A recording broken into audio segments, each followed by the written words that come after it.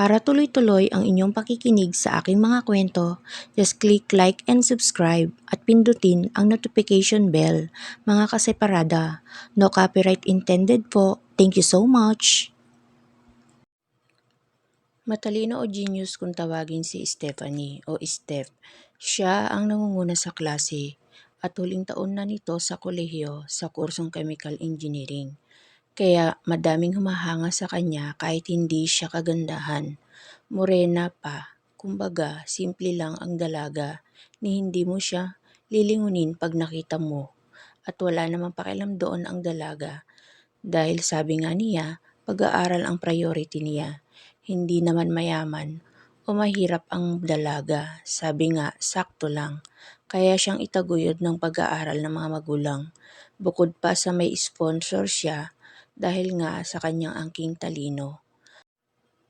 May makapal din kasing salamin ang dalaga kaya't natatakpan ang maganda niyang mga mata na siya niyang asset. Malabo kasi ang mata niya, bata pa lang ito.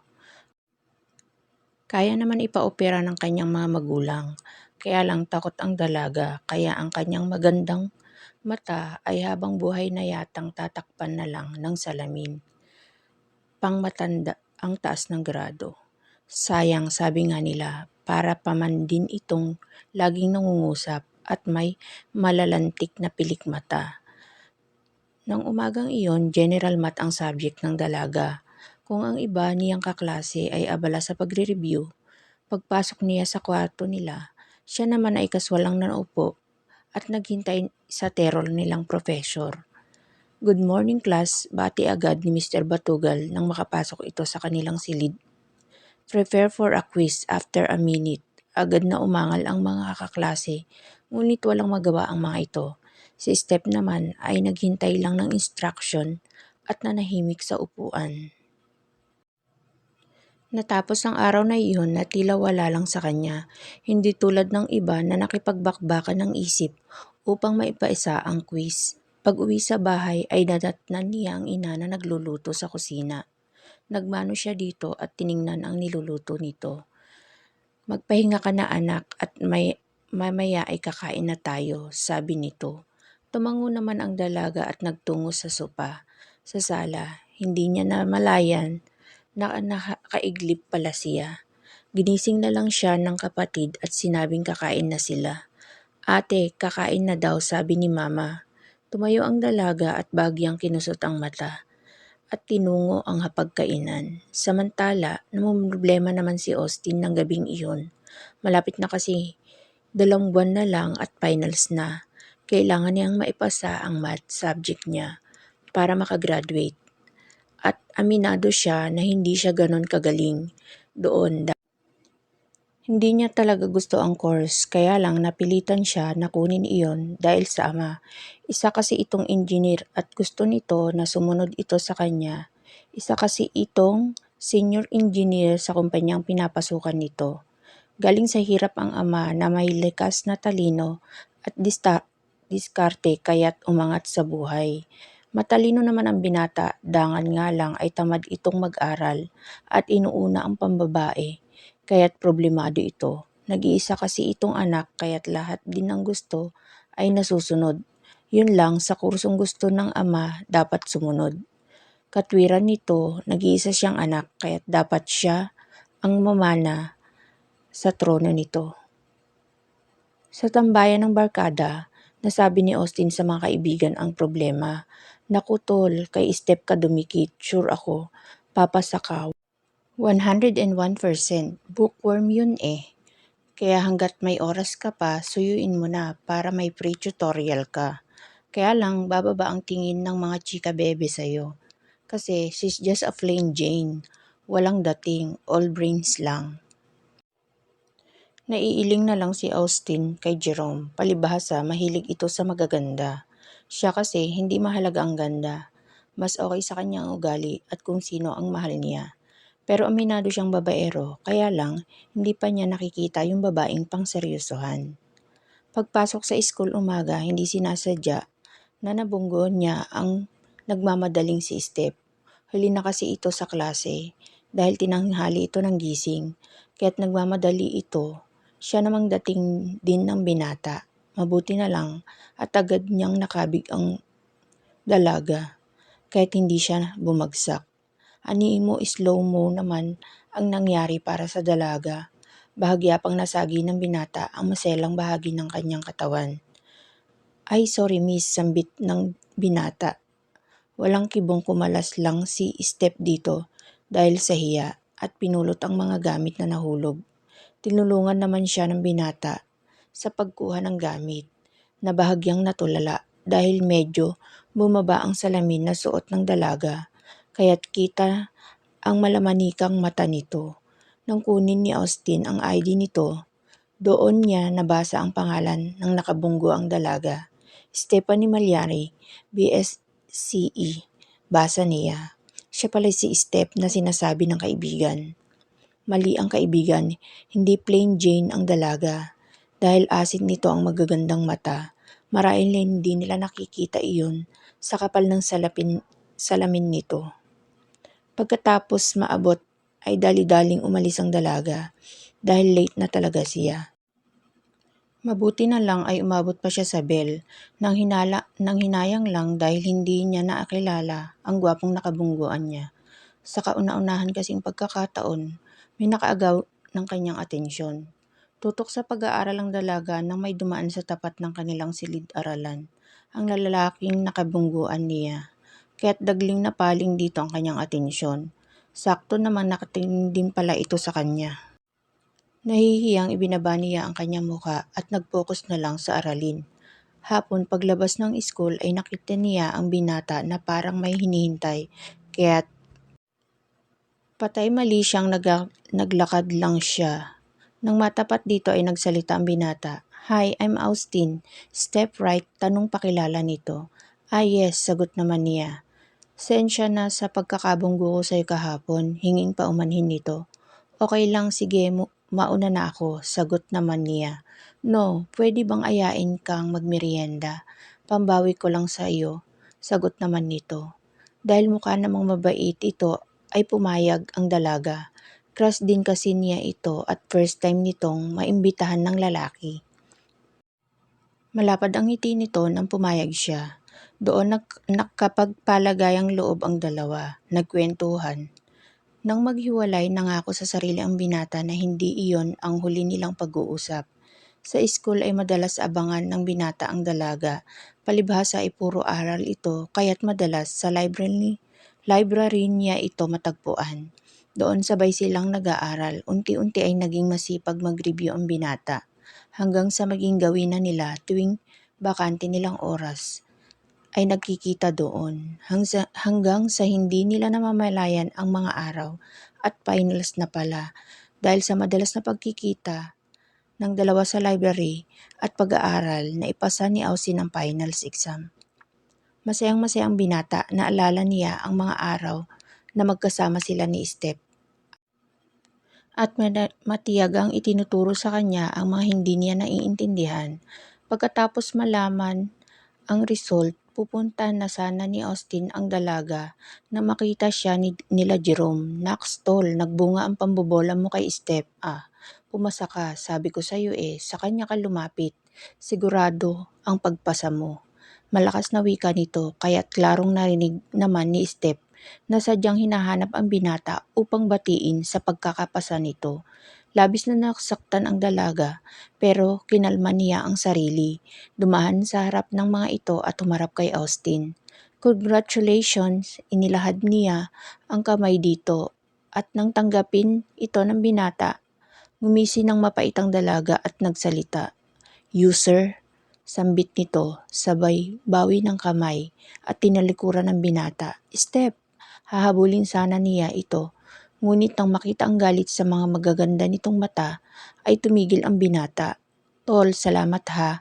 Pero pumasa ako kasi nag-aral ako, hindi dahil ginamit ko si Steph, sabi niya na pinipigilang masaktan ang kaibigan dahil sa nangyari at tinalikuran ang kaibigan. Mula noon na hindi na niya nakita ang dalaga sa school, hindi na rin ito umattend ng graduation, kaya't lalong nagilty si Austin. Pagkatapos ng graduation, Pinaghandaan na lang ni Austin ang board exam, puspusan ng pagre-review ng binata upang mapatunayan sa kaibigan na hindi niya ginamit ang dalaga upang makapasa. Nakapasa sa board exam ang binata, ngunit kapalit noon ay wala na siyang naging balita kay Steph. Tuwang-tuwa ang kanyang ama sa pagkakapasa niya, ngunit hindi labis ang tuwa ng binata. Pero sabi nga, tuloy ang buhay. Humanap agad ng trabahong binata. Ayaw din naman niyang pumasok sa kumpanyang pinagtatrabahuan ng ama dahil baka sabihin ng iba ay palakasan kaya nakapasok siya. Sa unang kumpanyang pinasukan niya ay tanggap agad ang binata kaya't naging abala ang mga sumunod na araw, buwan para dito dahil may gusto siyang patunayan. Minsan ay nagkikita pa rin sila ng mga kaibigan sapagkat kapwa busy sila sa kanilang trabaho. Isang taon na sa trabaho si Austin na maayos naman. Paminsan-minsan ay sumasagi pa rin sa isip niya ang dalaga. Samantala si Steph naman ay labis na nasaktan sa nalaman kaya't nagpasya siyang wag nang magpakita pa sa binata. Ginamit lang pala siya nito para makapasa. Sa bagay, sino ba siya para magkagusto ito sa kanya? Ang masakit sa akala kasi niya ay gusto siya nito pero hindi pala. Hindi na umattend ng graduation ng dalaga. Pinakuha na lang din niya ang mga kailangang requirements upang makapag-take siya ng board. At gaya ng inaasahan, top-notcher ang dalaga. Kaya't nang may mag-alok sa kanyang kumpanya at sinabing sa Cebu siya madidistino, ay agad niya itong tinanggap. Kung sa Manila kasi ay sigurado na magkikita sila ng binatang sumugat sa kanyang damdamin. Maayos naman doon ang dalaga at mababait ang mga katrabaho. Kahit malayo sa pamilya ay nag-enjoy ang dalaga. Hindi niya namamalayan ang mga araw, buwan at taon na dumaan. Sa panghihikayat din ng isang kasama sa trabaho na dating malabo ang mga mata, pinalaser ng dalaga ang mga mata upang luminaw ang paningin. Nung una ay nag-aalinlangan pa ito, ngunit dahil na rin sa panghihikayat ng mga katrabaho ay pumayag ang dalaga kaya't hindi na ito nagsusuot ng makapal na salamin. Tumambad ang tinatagong asset ng dalaga sa kanyang malamanikang mga mata. Madaming nagpalipad hangin sa dalaga mula noon, ngunit hindi nito pansin sapagkat nakapokus ito sa trabaho at ayaw pa niyang magkanobyo. Baka lang kasi mas masaktan siya kung mabibigo siya sa huli. Paminsan-minsan ay maaaya siya ng mga kaibigan upang sumama sa mga ito sa outing, kaya't lalo pang nag-enjoy ang dalaga sa buhay niya sa Cebu. Sa paglipas ng mga taon, sanay na siya dito at parang ayaw na niyang bumalik ng Maynila. Si Austin naman ay na-promote bilang junior engineer sa kanilang kumpanya. Paminsan-minsan ay naalala pa rin niya ang dalagang naging bahagi ng kanyang nakaraan. Samantala, hindi naman nagkaroon ng seryosong relasyon ng binata. Nagkasya na lang ito sa pling-pling. Summer at magkakaroon ng team building ang kanilang kumpanya. Cebu ang napiling destinasyon ng may-ari, kaya't ang lahat ay naghanda sa kanilang dadalin para sa 3 araw na outing. Lunes nagtungo na ang lahat sa paliparan. Sakay ang eroplano, maayos na narating ng mga empleyado ang hotel sa Cebu na pagdarausan nila. Beachfront Hotel iyon at sobrang relaxing lalo na sa hapon pagsapit ng sunset. Pang-lovers sabi nga ng ilan. Tuloy ang programa sa nakalipas na 2 araw. Nakapa-enjoy na enjoy ang mga ito. Last day na noon nang may mahagip ng kanyang paningin ang binata na pamilyar sa kanya. Nang mga oras naman na iyon ay nagkayayaan ng magka-office mate na Steph, Ali at Jubel na magtungo sa nasabing beachfront hotel at hanggang gabi sila doon. Nasa isang cottage sila at nagiinuman. Sa panghihikayat ng mga kaibigan na pahinuhod nila ang dalaga na uminom dahil hindi sanay sa alak ay mabilis na natinamaan ang dalaga. Kaya't nang makaramdam ng panunubig ay nagpaalam ito sa mga kasama na iihi. Pagbaba ng cottage, doon siya nataunawan ng binata na patungo sana sa kanyang inuokupahang cottage. Dahil medyo may tama na rin ang binata, kaya nagpaalam na ito sa mga kasama dahil maaga pa ang flight nila bukas pabalik ng Maynila.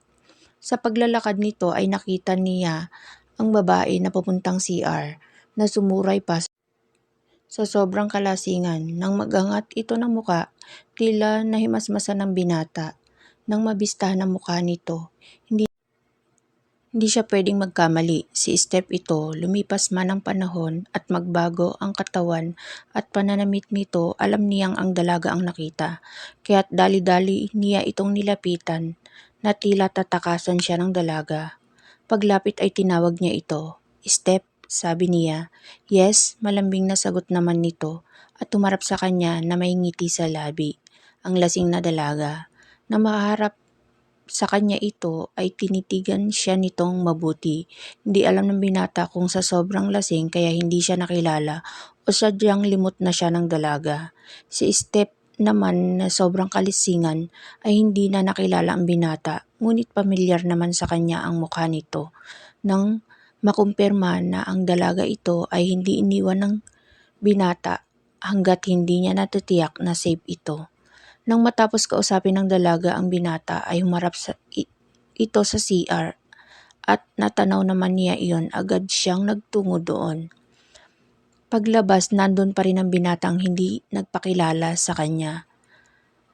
Lalampasan na sana niya ito nang makaramdam ng pagkahilo kaya't nabuhay ang dalaga. Sinalo naman ito ng binata, napayakap tuloy ito dito. Tila naman nahihipnotismo ang binata sa ganda ng dalaga at agad na tinawid ang pagitan ng kanilang mga labi. Palibhasa ay wala namang karanasan ng dalaga ay hindi ito kumilos, ni wala siyang lakas na pigilin din naman ang pangahas na lalaki. At dala ng kalasingan ay napahinuhod na lang. Magaling kasing humalik ang binata na tila pa ito nauubusan. Naging malikot din ang mga kamay nito na lalong nagpainit sa dalaga. Nang magsawa ay naghiwalay ang mga labi nila at dali-dali siya nitong hinila patungo sa isang cottage. Pagpasok pa lang ay sinunggaban na siya nito at mapusok na halik. Kahit estranghero pa sa kanya, ang lalaki ay lumabad din naman ng buong pusok ang dalaga, dala ng alak sa katawan na tila sinalaban ang init sa katawan at hindi na alintana ang kinabukasan. Mabilis naman sinamantala ng binata ang pagkakataon at hinubaran ng dalagang kaulayaw at siya ring hubad sa sariling kasuotan. Maingat na sinamba nito ang buong katawan ng dalaga at nang magsawa ay maingat na pinag-isa ang kanilang hubad na katawan. Sa una ay nahirapan pa ang binata, tanda ng birhen pa ang dalaga. Pagod ang katawang, kapwa sila nakatulog. Kinabukasan makisakit ang ulong, nagising si Steph at sumumpa na hindi natitikim ng alak. Babangon na sana siya nang maramdaman ang hapdi sa ibabang bahagi ng katawan. Sa pagtataka niya at nang mahimasmasan ay doon napagtanto na hubad din ang kanyang kasuotan. Sa pagkabigla ay agad na tiningnan ng katabi, doon nakita niya ang lalaking hubad at unti-unting nagigising dahil sa komosyon sa paligid nito. Pagharap sa kanya, agad itong ngumiti ng ubod tamis at bumati. Good morning, sweetie. Sabay halik sa kanyang labi. Sa pagkabigla ay agad na sinampal niya ito ng napakalakas. Doon naman tila nagising ang binata. You rape me, sigaw niya dito. Nope, Steph, hindi kita ni-rape. Pareho nating gusto. Ha? Talaga ba? Sanggambit niya. Believe me, sweetie, nagsasabi ako ng totoo. Ang lalakas pa nga ng ungol mo, pang-aasar pa niya dito. Whatever, inis na sagot naman ng dalaga nang makilala ang binata. Kahit kailan manloloko, sagot niya sa isip. Nagmamadaling nagbihis ang dalaga. Aba-aba, sweetie, ang lagay ganun-ganun na lang, hindi mo ako pananagutan. Habol naman niya dito na hindi hubad na katawan, asiwa tuloy ang dalaga. Ang binata naman sinagad na ang hiya. Huling barahan na niya iyon, nakuha na niya ang dalaga at sigurado na siya na gusto niya itong makasama sa pagtanda. Kaya't lakas loob na nilapitan ito at pilit hinahalikan. Pumalag pa ito at pinagsasampal siya, ngunit dahil determinado ay napahinuhod niya ito. Doon liham na napangiti ang binata at dali-dali uling hinubad ang suot nitong damit. At matapos agad niya itong dinala sa kama at kinibabawan.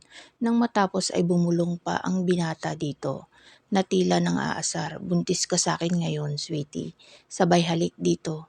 Pagod na ibinagsak ang sarili sa ibabaw ng dalaga. Alis ka dyan. Sabi naman nito, masakit ang katawan ko. Ano ba Austin? Sigaw nito nang hindi siya tumitinag.